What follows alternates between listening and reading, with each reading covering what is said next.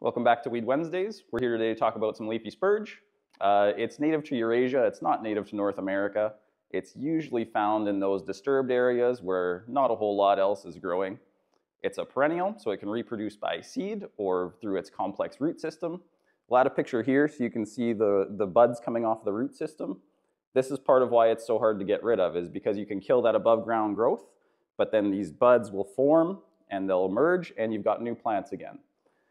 So the seed can stay viable in the soil for up to 10 years. When the plant launches that seed, the capsules actually explode, so it can launch that seed up to 5 meters in any direction. So that, in combination with the root system, is part of why this plant can spread so easily in the absence of control. We also have the closely related cypress spurge here. We'll add a picture of that too. So a cypress spurge is usually a little bit smaller, the leaves are a little bit finer, and it produces fewer leaves. So these two can hybridize. They kind of wind up looking like an intermediate of the two. They're really hard to tell apart. The stems of the plant contain kind of a milky latex sap. We'll add a picture of that there too. This stuff's really toxic to animals. You don't want it in pasture land whatsoever. So here in the Red River Valley, it's one of the first weed species to emerge in the spring. I'm usually dealing with it early May, early June, and that's kind of ideal timing. So control is usually pretty difficult. It's a multi-year process just because of the way this plant can reproduce. It's not so much of an issue in crop, it's more of that pasture and rangeland or disturbed rights of way that you find this stuff.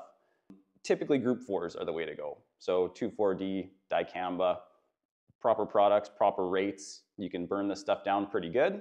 So if you wind up seeing some in crop, rotating to something like E3 or XtendFlex beans would probably serve you well if you're mixing in that group 4.